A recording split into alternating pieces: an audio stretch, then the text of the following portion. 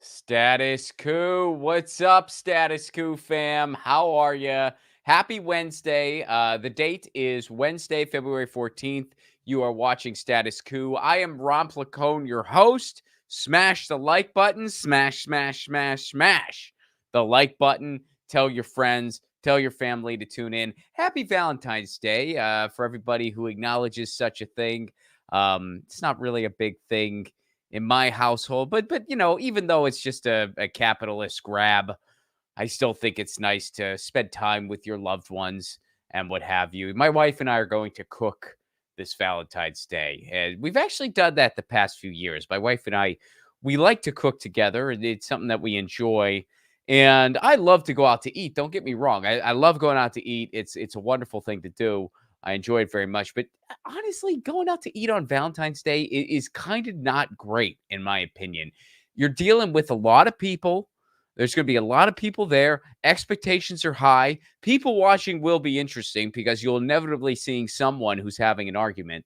But I just prefer, and sometimes restaurants do like a fixed price thing. And yeah, anyway, it's more expensive typically. You get the idea. Hope you're having a wonderful Valentine's Day. Before we get into the news today, I wanted to wish you all happy Valentine's Day. And we have a very packed show for you today. And also, wow, here is some breaking news. Usually when I host, we do international first and then we move into domestic news. However, because something is very breaking, we're going to go domestic first, or we're going to do a domestic story first, then we're going to go international.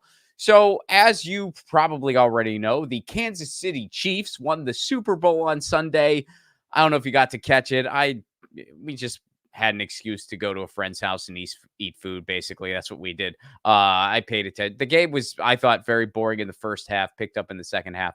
But when your team wins the Super Bowl, what happens next in the city that is victorious, or the city that houses the team that was victorious? They have a Super Bowl victory parade.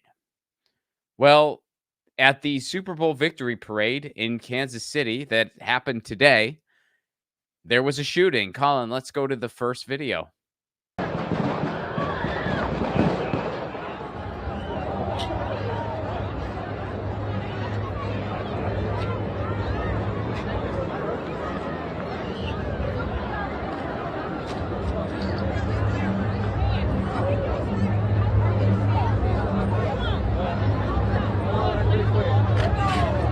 Guys, something's going on. Something's going on, guys. So they weren't even sure what happened, it looked like. It looks like they just heard the shots and were kind of, whoa, what's going on? So we also have a video of the police response. Here's the police first responding.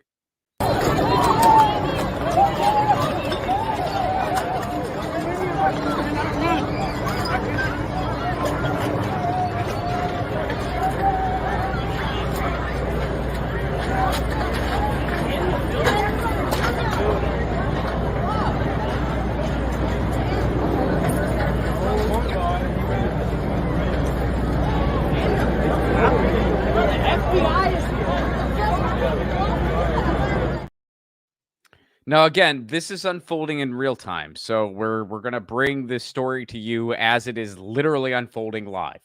That's why we're leading with it. It is breaking. Allegedly, there are two potential suspects in custody, so this may have been a shooting that involved more than one person. Allegedly, again, that's just, I don't know if that has been 100% confirmed as of now, but they got two people that are suspects. Motivation, we don't know. We have no idea why somebody decided to do this. Here is a very, very disturbing irony. So this happened on CNN in a stunning live TV moment. Can we go to that tweet, Colin, and then we'll watch the video? A stunning live TV moment showcasing the reality of America today. Parents of Parkland victim Joaquin Oliver were on set to talk to CNN about their gun reform work, and then their interview was derailed by breaking news of a Kansas City shooting. So this family actually went to talk about their gun reform work, and before they could do the segment, oh wait, there's a mass shooting. We have to interrupt your segment. That is just Cruel irony to the nth degree. Let's go ahead and watch the video. You can't help but notice what today is. This is the 6th anniversary of the Parkland school shooting. And as we watch this scene out of Kansas City, this is the unfortunate reality, even as we await so many of the details of what is happening there. This is the reality of living in America, these shootings that you see. And we are joined now by Manuel and Patricia Oliver, who of course are the parents of Joaquin Oliver, known lovingly as Guac by so many of his friends and family, who was killed that day 6 years ago in his creative writing class. We had an entirely different interview that we were going to do here just to talk about some of the work that you guys are doing on Capitol Hill, trying to bring about awareness and change. And you see this happening as you were here visiting Washington. What is on your mind as you're watching this? I'm not surprised at all. It's like literally we interrupt this interview because we have another mass shooting going on, and then you might be interrupting that one because there was going to be another one. So it never stops. And yes, we will investigate, but so far I can tell you two things. There's a gun and there's people that were shot. So far, without any investigation, I can tell that a common element, a gun, and someone shooting innocent people. That should be enough for us to be offended and to start working on a solution. But you know what? I'm Joaquin's dad. I'm a father. So when you're a father, frustration is not an option. I got to keep on doing things that a dad will do, and that's exactly what I'm doing. This needs to end, not because of me or Patricia, because of millions of young people in America want this to change. So, well said.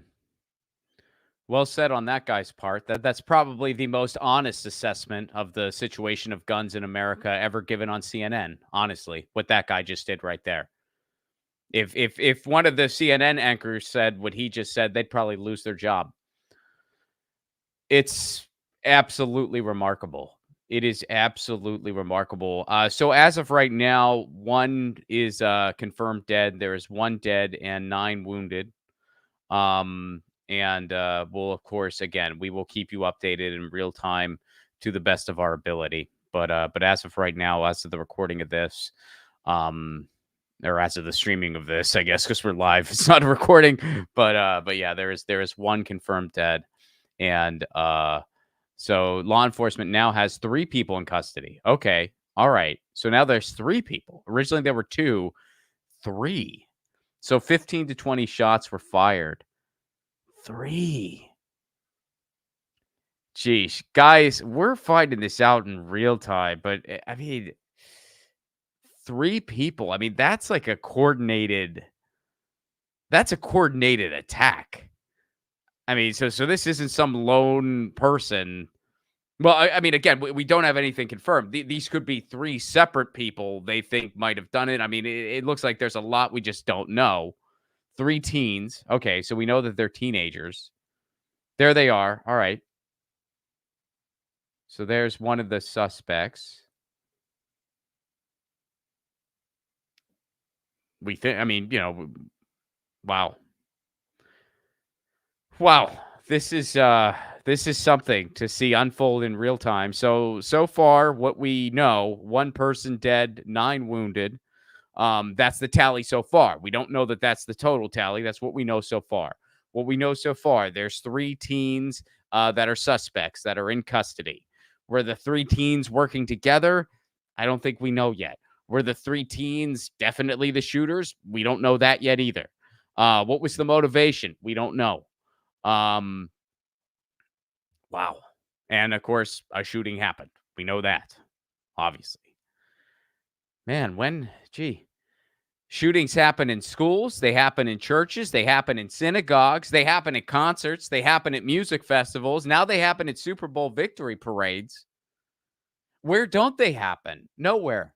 Any gathering, a shooting could happen. And you guys know, you've heard me say this before. There's already a Wikipedia page for it, bruh. Thank you for that. Thanks. That's amazing. Already a Wikipedia page for it. I don't know. That's one quick Wikipedia page. And that's wow. And by the way, this doesn't happen in other places. This doesn't happen in so many other places. Other places that, by the way, also have some guns. They just don't have guns to the extent we do. The guns are a big part of the problem. And people try to deflect that part. They try to say, well, no, it's mental health. Yeah, that's part of the problem too. Absolutely, that's part of the problem. Well, no, it's our society at large. Yes, that's also a big part of the problem. Those are all part of the problem. But the guns, also part of the problem. Because we have no common sense weapons policy whatsoever. And they try to make it out like we have two choices. Either choice A, nobody has a gun except for the cops and the military. Choice B, everybody has a gun and we just do nothing at all. we do absolutely nothing at all. Those aren't your only two choices. The world has shown us that. There are voluntary buyback programs that we could have. There are restrictions on ammunition that we could have. There are references, background checks, the stopping of certain types of weaponry, stopping of sales in magazines and gun shows and things like that. There's all kinds of things we could do that other countries have done, and it's been successful. We don't do any of it, and we're not going to. We're not going to. And according to some of the people in the chat, there's even people chatting right now completely desensitized to this. People get on the air and they say, when are we going to do something about it? Nothing. Nothing. Never. We're going to have outrage, and then the next one's going to happen, and the cycle's going to frickin' repeat itself. That is what the United States is. And why don't we do anything? Well, because our judges and our politicians have been bought off by the gun lobby a long freaking time ago, and that's not changing. And we also have a gun-obsessed culture to a ridiculously absurd and unhealthy level. And by the way, I'm saying this as a gun owner myself. I own a firearm. You know, it doesn't have to be all or nothing. There's all kinds of things we could do. You could register it like a car. All kinds of things we could do. I don't think we'll see any of them. Not in my lifetime. Not in my lifetime. Maybe a couple generations. Maybe Gen Z. Maybe when Gen Z. So I guess potentially I might still be around. I'll be freaking old. I'll be old. But I might still be around. And I hope I'm wrong. Hell, I hope something happens next year. But they're going after our kids in schools, and nothing's been done. Nothing's been done about it. Not a thing. It is just so heartbreaking to see. Well, here, let's look at the Wikipedia page about it. Kansas City Super Bowl shooting. Can you pull it up, Colin? Wikipedia. Yeah, it is. Wow. That's amazing. On February 14th, 2024, at least one person was killed. 14 others were injured. Now, apparently, that's up to 15. Shooting occurred at approximately 2 p.m. Central Time. Wow. Kansas City Chiefs quarterback Patrick Mahomes wrote on social media that he was praying for Kansas City. So I guess he wasn't there. Were the players not there? Usually the players go to this. I guess maybe not all the players went. Maybe they don't go anymore because they're worried a shooting might happen. Maybe the players used to go. They can't anymore because they're worried a shooting might happen. I know at one point they used to go. I remember one year the Steelers, you know, I'm from Pittsburgh. I remember one of the years when the Steelers won the Super Bowl. Somebody, they were live streaming it, and there was someone in the chat who was all bent out of shape. They were like, they sound like they're drunk. It's like, first of all, they're just happy. Second of all, even if they did have a couple, which maybe they did, they just won the Super Bowl. Give them a break. I remember the person was being a big Betty buzzkill in the chat, or a Barry buzzkill, whichever. I don't know. So some breaking news. We'll keep an eye on this. If there's any updates, we'll tell you. Brenda, thank you very much for the super chat contribution. You help keep this show on the air. Up to 15 people are injured now. So sad for my metro. Stay safe, Brenda, and very sorry to hear it as well. And, very sorry for all the people in Kansas City who should have just been. Look, even if you're not that into football, which I'm personally not really that into the NFL, when your team, the team in your city, when they win the Super Bowl and there's a parade, that's supposed to be just a joyous thing. Hey, that's a fun thing. It made a lot of people in this town happy. That's great. Let's have a parade and just kind of chill out for a little bit and try to enjoy something for once. I know at the end of the day, a bunch of advertisers just made more sales of their product, and a very corrupt sports organization just got more money. I know, but man, could we just maybe be together and try to, have a moment? Well, apparently not. Apparently, even that, you can't do it. Oh man, so up to 15 people now. Thank you for that, Brenda. We'll keep an eye on this. We'll let you know any updates that we have, and Colin will be keeping an eye on it in real time. And I'm sure Jordan is in the background on the 1s and 2s or 3s and 4s, depending on how you look at it as well. So let's go over to Israel and Gaza. Here's a couple headlines of things that happened. Let's go to the Democracy Now! Headline about the shipment. The first one, Israel blocks flour shipment to Gaza as the siege on Gaza hospital intensifies. So while the United Nations is warning Gaza is on the brink of famine, Israel's finance minister, Bezalel Smotrich, has admitted he is blocking, I probably mispronounced that, by the way, has admitted he is blocking a U.S.-funded shipment of flour into Gaza, despite a promise that Israeli Prime Minister Netanyahu personally made to President Biden several weeks ago. Smotrich blocked the flour shipment after learning it would be distributed by the UN. In the city of Khan Yunis, the Israeli army has forced hundreds of patients, staff, and displaced Palestinians to evacuate Nasser Hospital, which has been under an Israeli siege for weeks. Israeli snipers killed at least 3 people at the hospital on Tuesday. So they're killing people at a hospital. They are killing people at a hospital, and they are blocking shipments, something they said they wouldn't do, something Netanyahu promised Joe Biden wouldn't happen. It is happening. Let's go to the headline about the journalist next, Colin. So here's another headline. All these are from Democracy Now!, by the way. 2 Al Jazeera journalists are seriously wounded in Israeli drone strike in Gaza. In other news from Gaza, an Israeli drone strike struck a pair of Al Jazeera journalists on Tuesday, seriously injuring correspondent Ismail Abu Omar and his cameraman Ahmad Matar, who were rushed to the European Gaza hospital in Khan Yunis. Doctors had to amputate Abu Omar's right leg. He also suffered severe bleeding and still has pieces of shrapnel in his head and his chest. The pair were injured while reporting on displaced Palestinians in the Rafah region. Al Jazeera accused Israel of deliberately targeting the journalists. According to Palestinian officials, at least 126 journalists have been killed in Gaza since October 7th. Wow. And here's one of the final headlines from Democracy Now! Just on today, by the way. This is just from today. Israel shoots dead a 17-year-old Palestinian American in occupied West Bank. The U.S. State Department has confirmed a 17-year-old Palestinian American teenager with U.S. citizenship was shot dead on Saturday in the town of Badu in the occupied West Bank.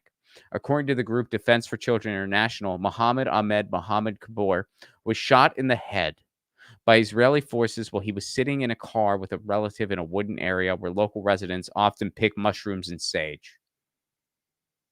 Picking mushrooms and sage. Mohammed was a senior in high school. Israeli forces and settlers have killed 98 Palestinian children in the occupied West Bank since October 7th. Another U.S. citizen, 17-year-old Palestinian American Tawik Hafez Ajek, was shot dead last month. Wow. And finally, you're starting to see some weariness, a little bit of wariness from people in the political space. Even though the American people, most people support a ceasefire. A majority of the country supports a ceasefire. A majority of the country says the violence needs to end. Nobody will go out, but they'll still just give Israel a blank check. Nobody will go against the war money, except for a small handful. This is a piece from The Nation. Let's go to The Nation piece first. And this is by John Nichols, friend of the show, John Nichols. This is a quote from Bernie Sanders, who has been largely silent as far as calling for a ceasefire, and to the best of my knowledge, still will not use that verbiage.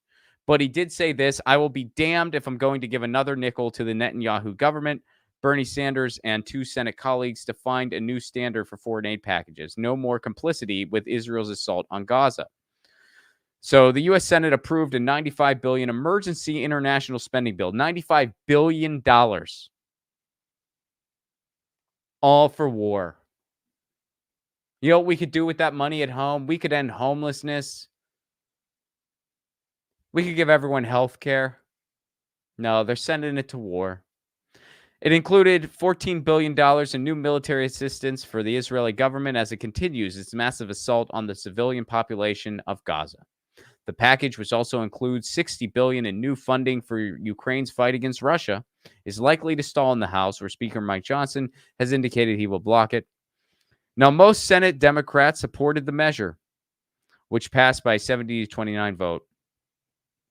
Amid all the partisan positioning and ideological hand-wringing, 3 senators, Bernie Sanders, Peter Welch, and Jeff Merkley, voted no. They did not do so because they were trying to demonize immigrants or embarrass Joe Biden, which is what the Republicans were doing. They wanted more border security, quote unquote, and they want to just make Joe Biden look bad that he can't get his war money.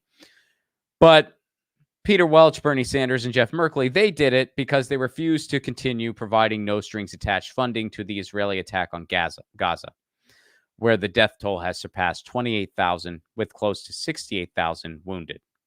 Every other Democrat and Democrat-aligned independent in the chamber voted yes. All right, let's go to the Washington Post piece. So here you even have Obama, members of the Obama administration pointing stuff out here. Now, by the way, we're going to go through the article first, and then I have some things to say about it. But so this is from the Washington Post. Democracy dies in darkness, and they're going to do their part to help.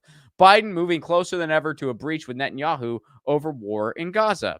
President Biden and his top aides are closer to a breach with Israeli Prime Minister Benjamin Netanyahu than at any time since the Gaza war began, no longer viewing him as a productive partner who can be influenced even in private.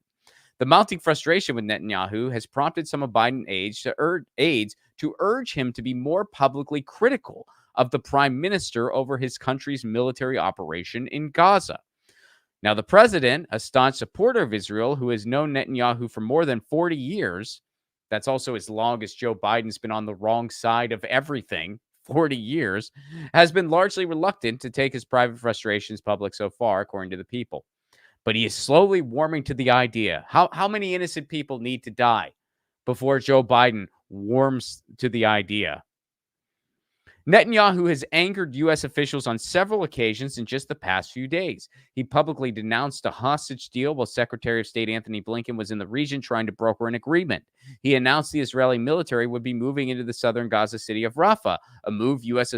officials have publicly opposed because Rafah is packed with about 1.4 million Palestinians. So in other words, Netanyahu is going to do whatever he wants, and the U.S. is still going to hand him a blank check. So we're going to scroll down a little bit here. So this is something that even in Obama, Deputy National Security Advisor, check out this quote here. So long as you are supporting Netanyahu's military operation in Gaza without condition, it makes absolutely no difference how much you turn the dial in your comments, said Ben Rhodes, a former President Barack Obama's Deputy National Security Advisor. Fundamentally, you have to make a decision not to give Bibi Netanyahu a blank check of support.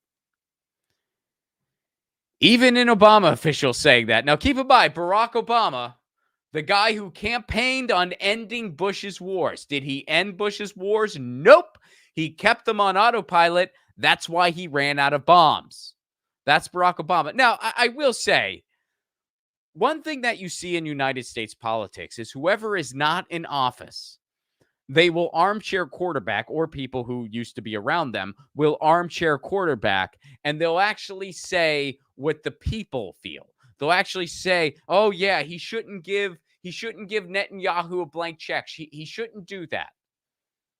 Meanwhile, I guarantee you, if Barack Obama was president right now, Barack Obama would be doing the same thing. If Donald Trump was president right now, Donald Trump would be doing the same thing. I'm not saying this to give Biden any type of pass. Absolutely not. Biden's atrocious. But I am saying don't fall for the fake virtue signaling by other corrupt politicians. Don't fall for it because Obama would be doing the same thing. Trump would be doing the same thing. Bush would be doing the same thing. Clinton would be doing the same thing. You get the idea. So, but hopefully the tides are starting to shift because they absolutely have to. Although, hey, if our government actually gave a hoot about public opinion, they already would have shifted because the United States, like all other wars, are tired of this war. Most Americans are sick of the economy of war. A, because it's disgusting. B, because why are we brutalizing people who haven't done anything to us? And C, because we know that that's why we have horrible conditions at home. Things are so bad. We're an empire. We spend all of our money on war and destruction to pad the pockets of the people profiting from it at the expense of the people who live here. That's an empire. That's what we are. So we're going to go ahead and move out of Israel and Gaza, and we're going to move domestically again. By the way, smash the like button. Please do leave a super chat if you are so able. Smash the like button. Leave a super chat. I'll get to all the super chats at the end. We're going to go. Let's go to the college football story, Colin. I thought it's interesting that there's something going on in the college football space. This is a thread from More Perfect Union, and we're going to go through some of the thread here because this is kind of interesting. So the college football playoff just signed a $7.8 billion deal with ESPN to broadcast the new postseason tournament through 2032. How much of that will go to the players? Zero. Now, More Perfect Union says, time for a change. It's time for worker power in college sports. $7.8 billion. Going down the thread here, with the new agreement, ESPN now has broadcast rights for almost all Division I college sports except men's basketball. And last month, the Disney-owned company agreed to a $920 million deal to broadcast 40 different amateur championships. Now, we covered this on Status Coup, this next thing involving Jim Harbaugh. And this is something interesting I want to point out. So after winning the college football championship, Michigan coach Jim Harbaugh, he basically called for athletes to unionize and that they should get paid. Now, we talked about this on the show. And what's interesting is while we were talking about that, people were saying, I bet he's going to go to the NFL. And that's why he's saying this thing. Turns out y'all were right. He is going to the NFL. Can we pull up the tweet, Colin? Or pull it back up? It turns out he is going to the NFL. But here's something crazy, y'all. This is the last part of the thread I want to highlight. This is the last part of the thread from More Perfect Union. Change is coming. The Dartmouth players' election is on March 5th. So check it out. This is breaking. The National Labor Relations Board just ruled that Dartmouth men's basketball players are employees of the college and can go forward with a union election. If they choose to unionize, they'll be the first union of athletes in the NCAA. That could be a very significant change, which brings us to our poll for today. Do you think college athletes should be paid? Yes or no? I'll tell you right now, my answer is yes. I think they should be paid. I think that so much revenue is brought into the sports departments. Most of it does not go to the school. None of it goes to the players. I think that all the revenue they generate, yes, they should be paid. They put their bodies on the line. Some of them could have a career-ending injury that means they'll never play in the pros. They should get paid. Abso-freaking-lutely. Now, you might be thinking, well, Ron, what about some of the other entities that bring revenue into the school? I think they should get paid too. We're just talking about sports today because that's what's in the news. There's a union effort going on at Dartmouth in the men's basketball. That's historic. So that's why we're talking about that. But just for the record, I think that people who play in the school orchestra should get paid. I think the marching band should get paid. I think the cheerleaders should get paid. I think you get the idea. I think the freaking theater kids should get paid. Damn right I think that. As a theater kid myself, of course, I think they should get paid. Someone's making money. Someone's selling tickets. They should get a piece. So that's today's poll. Do you think college athletes should get paid? Yes or no? What's up, Colin? I'm gonna pull CNN with some breaking news from Georgia. Yeah, man, hit me. Another shooting here. Oh my God. Oh my God. Wow. Okay. Jesus. I gotta say, if I got a dime every time there was a shooting that I covered on YouTube, I'd have enough money to retire. But I gotta say, this might be the first 2 in one frickin' day. Wow. Breaking, shots fired at Benjamin E. Mays High School with multiple injured. Oh my God. Currently, there's a massive police presence along with other authorities at Benjamin E. Mays High School in Mays, Atlanta, Georgia. Shortly after dismissal, shots were fired from an unknown vehicle, striking multiple students who were in the lower campus parking lot. Crime scene tape is up in the parking lot. 4 people have been confirmed to have been shot and were transported to the hospital. Oh my God. And according to the school district, no other students, faculty, or staff were injured. Police are asking people to avoid the area. Wow. Wow. Thank you, Colin. I mean, the news you brought really sucked, but that's not your fault. Thank you. Thank you for doing the journalistic job there. But wow. Holy wow.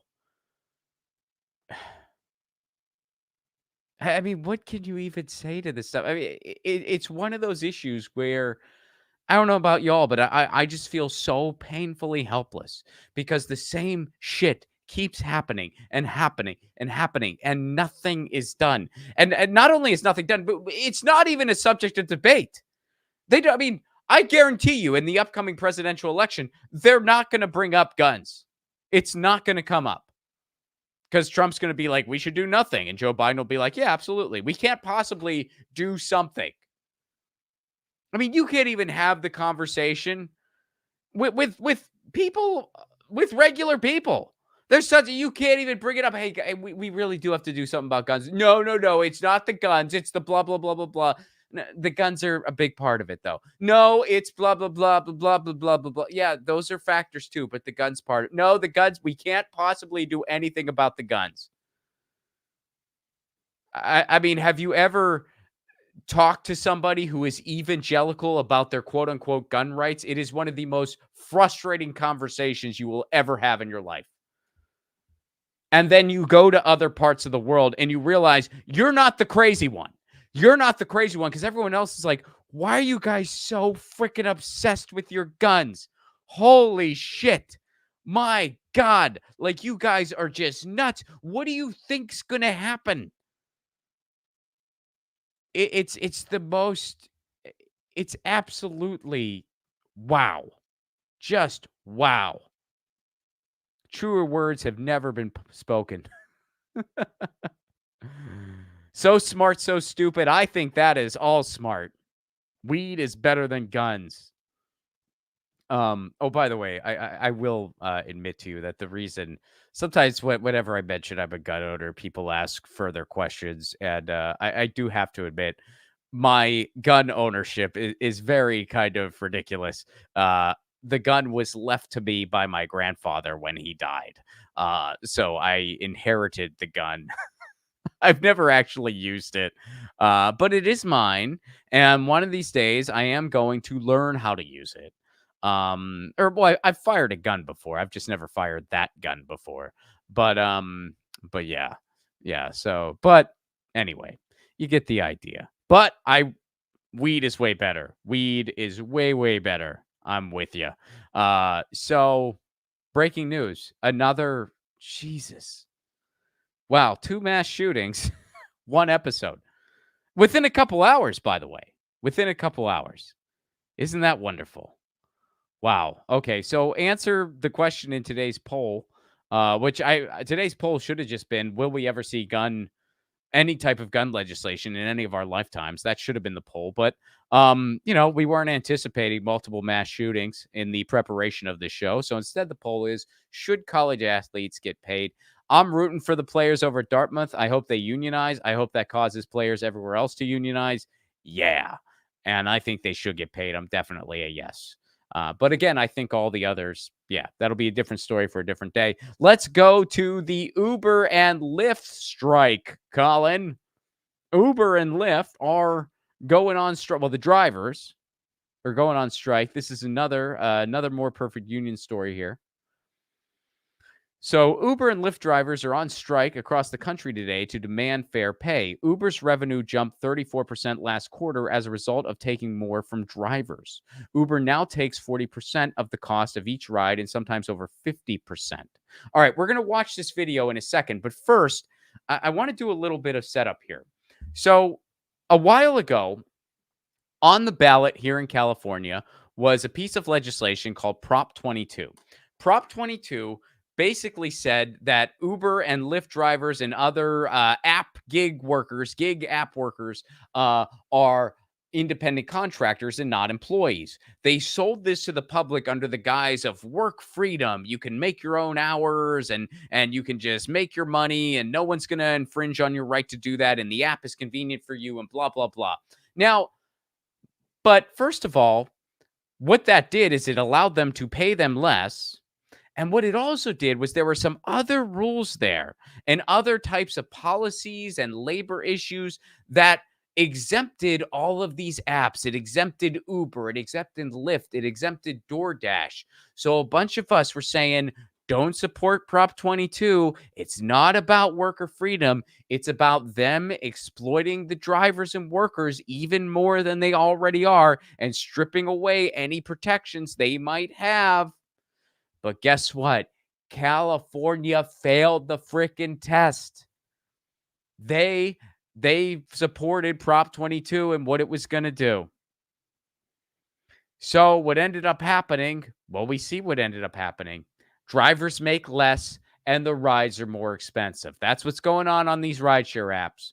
The drivers are making less and less money and the rides are costing more and more. Where's that money going? It's going to the people at the top. The people at the top who lobbied for these policies and tricked a bunch of workers and the public in general to go against their own interests. They went against their own interests, or at least enough people did. And out in the UK, they didn't fail the test. They tried to pull similar stuff in the UK, and the UK said, nope. But here in the good old USA, pull yourself up by your own bootstraps, baby. Of course, we want our right to work. Talk about another scam.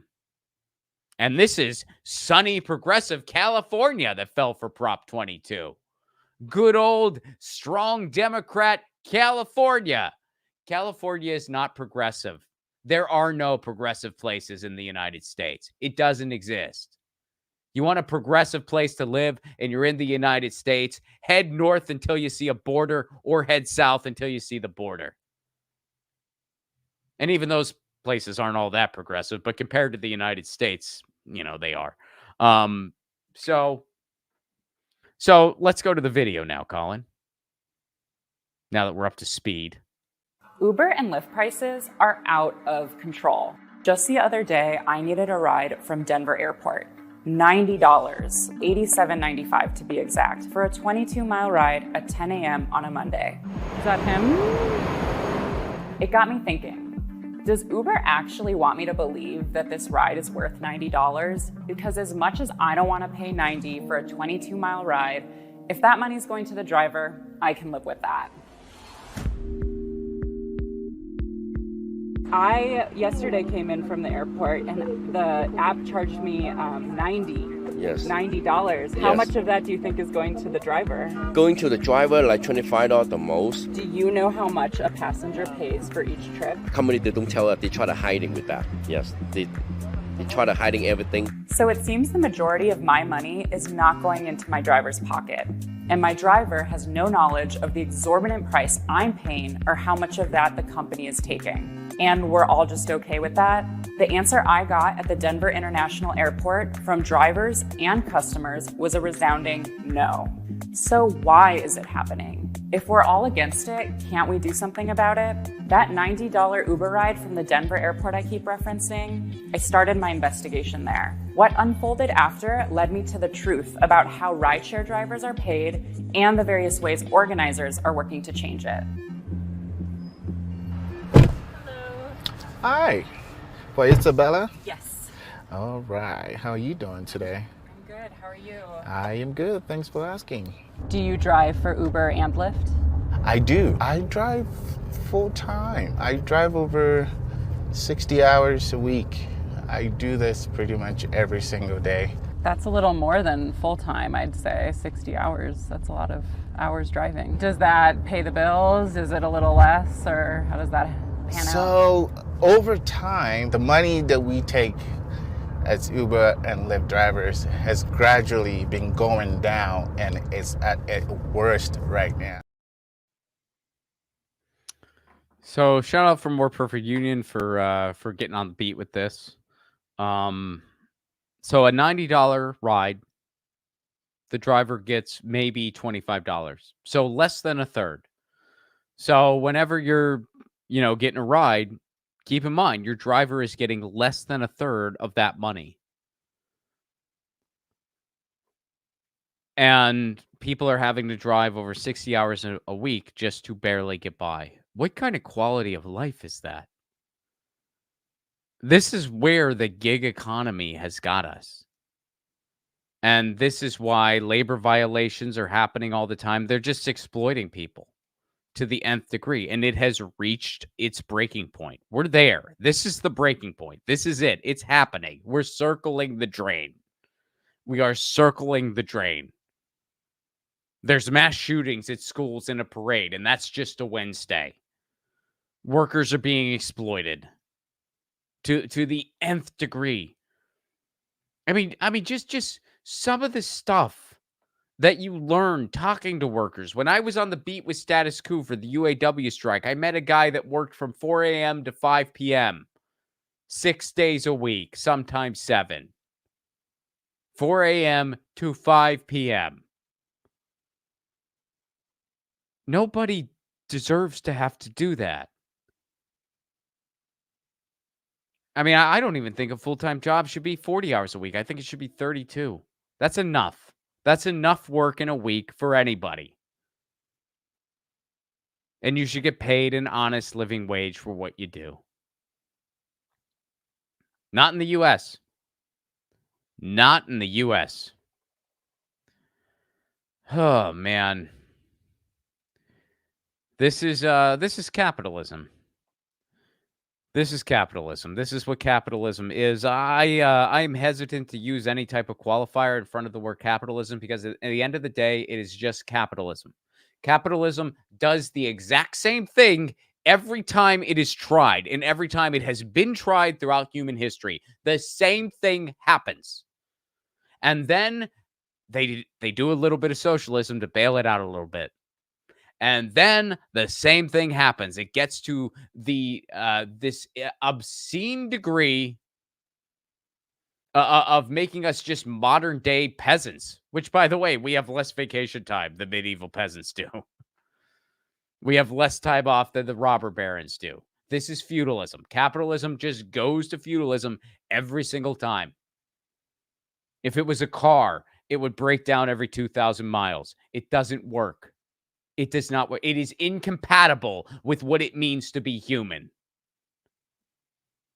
But yet people show, well, is there a way we could do capitalism ethically? No. No, we can't. It is incompatible with any type of ethics, with any type of morals. It is the opposite. We either end capitalism or it will end us. Because at the end of the day, we are just a small blip in the hands of time. And we will go down as the chapter in human history that consumed and worked itself to death. That's what we'll go down as. I hope you all have fun Valentine's Day plans, though. I really...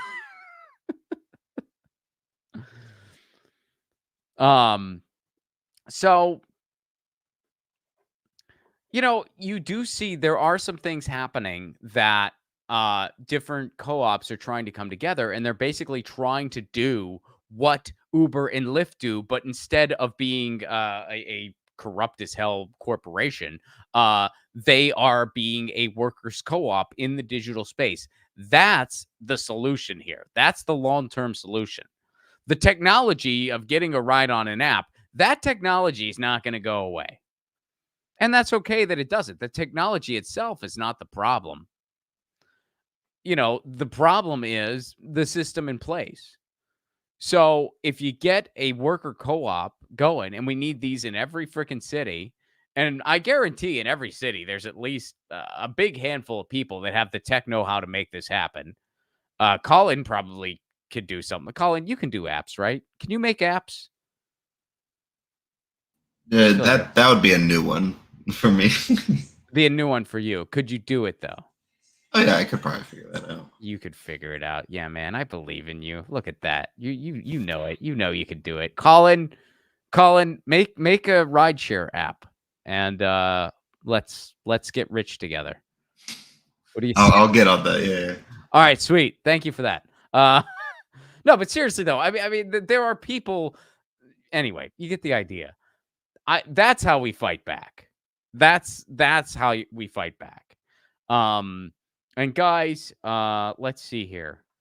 Speaking of apps, we have one more story in the app space. This one's a little kind of lighter and a little, I wouldn't say fun, but I don't know. I thought for Valentine's Day, this one was just kind of, I get a kick out of this. Let's go to the Fast Company piece, Colin.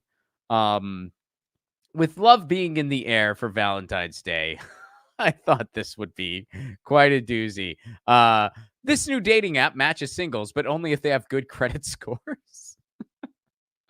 Love might be blind, but it's not fiscally irresponsible, at least not if a new dating app has its way. Just in time for Valentine's Day, Score, a new app for the financially minded, hopes to attract people with good to excellent credit who know the importance of monitoring their finances. No one with a credit score of less than 675 is allowed to join. Score is the creation of Neon Money Club, a Black-owned fintech company that has partnered with American Express to launch its own credit card, the Cream Card, which lets holders invest in the stock market using points they earn on spending. The goal of the dating site, beyond the obvious, is to bring the issue of financial health to the forefront of the conversation and to promote the Money Club. Financial wellness often takes a back seat. At Neon Money Club, our mission is to inject financial awareness into the fabric of everyday life. You millennials, just lay off your avocado toast and you could buy a house. Credit score. Now, look, I don't care that this dating app exists. I really don't. If you want to, if people want to be on this dating app because that's something that matters to them, knock yourself out. Whatever. That's your business. I don't care. You would never catch me on a dating app like that. But if someone wants to be, whatever. But here's the deal. Credit scores are very, very arbitrary and ridiculous. And a lot of the people that make credit scores, some of the people making the rules for that, they're actually in obscene amounts of debt themselves. They're just in the rich people kind, so it's okay. And by the way, credit scores are really just a newer invention to keep poor people away from things. That's really what they're there. They're there to keep credit scores are set up where it's just like, oh, if you're not rich and you need to take out a loan to go to school or you have medical bills or you have whatever else, this is going to ding you. So then you can't get a loan to buy a house. You can't get a loan for this. That's the only reason credit scores exist. They shouldn't be a thing. Credit scores shouldn't be a thing. So I just thought that was a fun one for Valentine. Here you go. How did you guys meet? Well, we met on the Good Credit Score app. Fortunately, I had a 675. I actually don't know what my credit score is, which is weird because I used to have it as a tattoo. But honestly, in recent years, I've forgotten that tattoo faded away. So what are you gonna do, huh? What are you gonna do? We're gonna go to the chat. Well, actually, we have one nice thing. Let's go. First of all, I will announce some dates I have coming up. Guys, a lot of you know that I have spent the past 2.5 years of my life working on a movie. and we encountered every roadblock one could encounter on the way there. By the way, Colin was involved with the movie. He made the graphics for the movie, so graphics were by Colin. But that movie is finally finished, and it soft premiered in San Pedro in November. And now the first screening of 2024 is happening this Friday in Chicago, Illinois. Chicago, this Friday, you can see my movie Left at Wall, and some punk bands are going to follow the movie. You can get tickets at romplacone.com. That's February 16th, Chicago, Illinois. February 22nd, my movie is screening in Tucson, Arizona. February 29th, my movie screening in Omaha, Nebraska. March 18th, my movie screening in Washington, D.C., and that's a free screening. March 22nd, Pittsburgh, Pennsylvania, I'm doing a show, a screening, and a Q&A, so I'll actually be there in Pittsburgh. April 14th, we're doing a show, screening, a Q&A in Los Angeles, California. That's going to feature other cast members and myself. And June 8th, come up, hang out with us in the mountains in Idlewild, California. We're going to be doing a show, a screening, and a Q&A at a really cool indie movie theater in Idlewild, California. Also, next weekend, my movie is going to be part of the Da Vinci Film Festival in Los Angeles. So things are happening with Left at Wall. Go to Ron Placone for all screening information and show information. You can get tickets and all information at ronplacone.com. And also, if we could, let's go ahead and pull up the Beans on Toast. I thought we would do a fun little thing for Valentine's Day that's actually just kind of sweet and all about love. So here is a short song that was just posted today from one of my favorite singer-songwriters out in the UK. Well, one of my favorite singer-songwriters, period. He just happens to be based in the UK. But Beans on Toast. Can we go ahead and pull up that song, Colin? Wherever I am standing by your side. Our lives are a river, floating on by. All the flavors that we tasted mixed with all the things we've seen. Darling, it's a wonderful dream.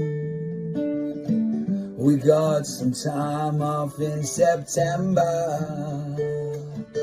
Maybe we could disappear. But if we threw a dart into a map of the wall, maybe it would end right here in this house with this family in this town, with this community. I will work hard to make you proud of me. That's all I need. So that's who I'll try to be.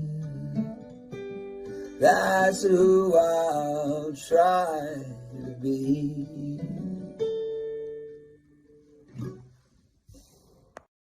So that's Beans on Toast. Now, one of my favorite singer-songwriters, you know, he's the type of guy that whenever I hear his music, I am instantly put in a good mood.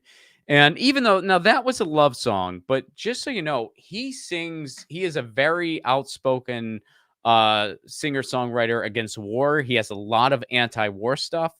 He has a lot of societal commentary. He criticizes the royal family. He criticizes our politics in the U.S. He has anti-fracking material. So he definitely has a social conscience. And I've always been a big fan of his because he is hard-hitting, but yet he maintains an element of hope, which I think is something that you always try to do as a creative. I try to do that in my stand-up. And I try to do that in my, in my movies and stuff like that as well. Which, by the way, if you haven't yet, check out Frank Azzurri. It's a really cool, fun series that we're doing right here on Status Coup. We just dropped the second episode. I know a lot of you have not checked it out yet because it's new and it's different. And Status Coup's never done a scripted series before, but check it out. Drew and I have a great time making it for you.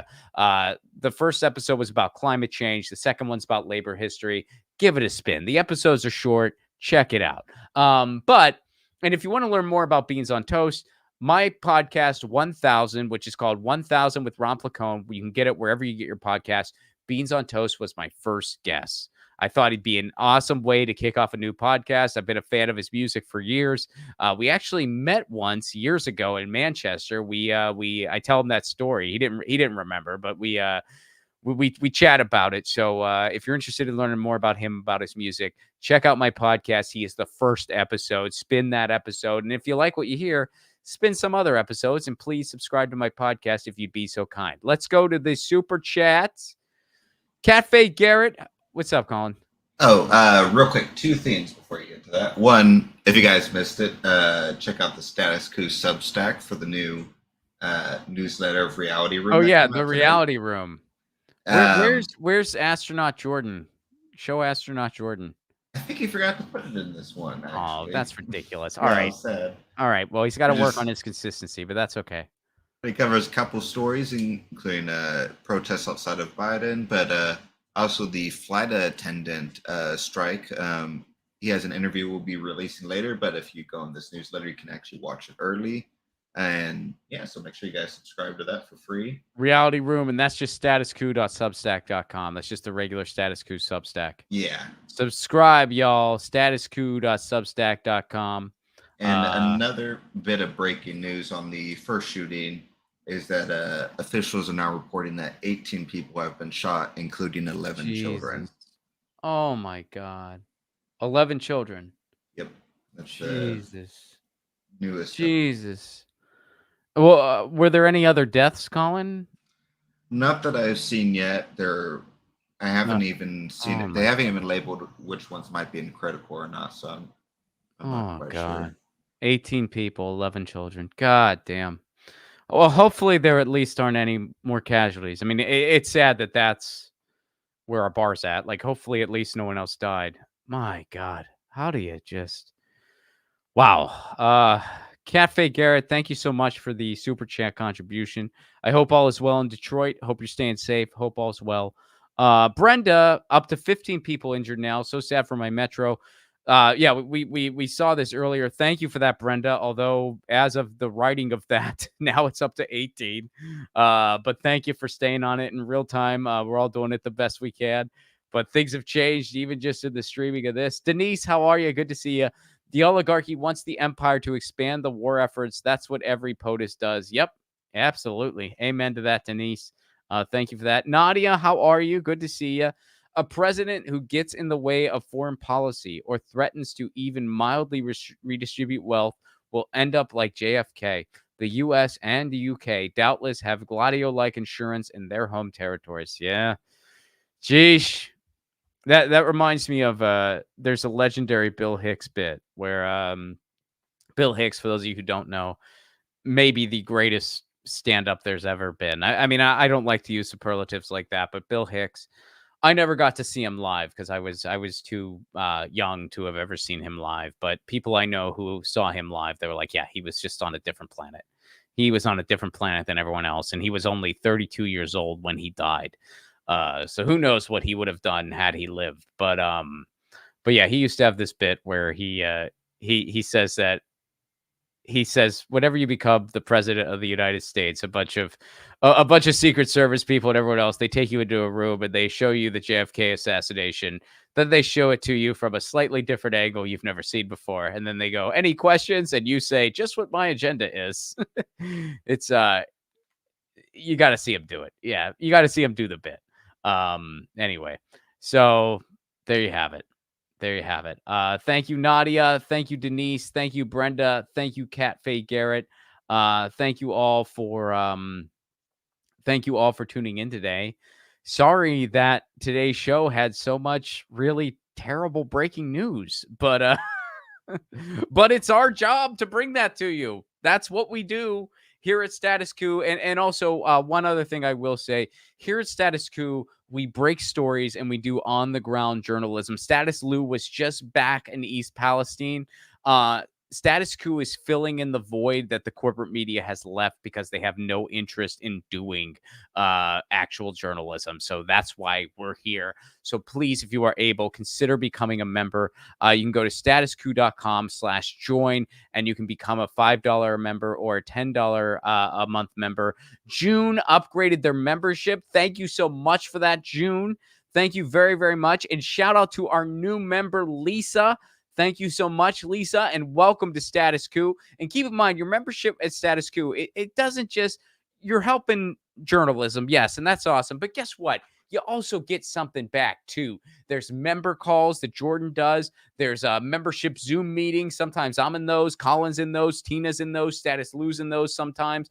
And we're doing other events. I might try to do, maybe we're going to do a screening of my movie. I haven't talked to Jordan about that. But maybe that's something we'll do. We'll do a screening exclusively for Status Coup members. I'd like to do something like that. So please go to statuscoup.com/join. You can join at the $5 a month level or the $10 a month level. And shout out to Henry, who gave us a $20 a month donation. So again, thank you, Henry, for that $20 donation, or $20 donation. I don't know if it was monthly. Sorry, Henry, I didn't mean to scare you there. But thank you, Henry, for that $20 donation. Thank you, Lisa. Thank you, June. Thank you, Cafe Garrett, for the super chat. Thank you, Brenda. Thank you, Denise. Thank you, Nadia. Thank you all for being here. Go to ronplacone.com to check out when I'm having screenings and shows near you. Again, everything kicks off this Friday in Chicago. Hope y'all can make it. There's been Status Coup fam at all of my shows and events since 2023. Let's keep that up going into this year. And this is Ron Placone for Status Coup, signing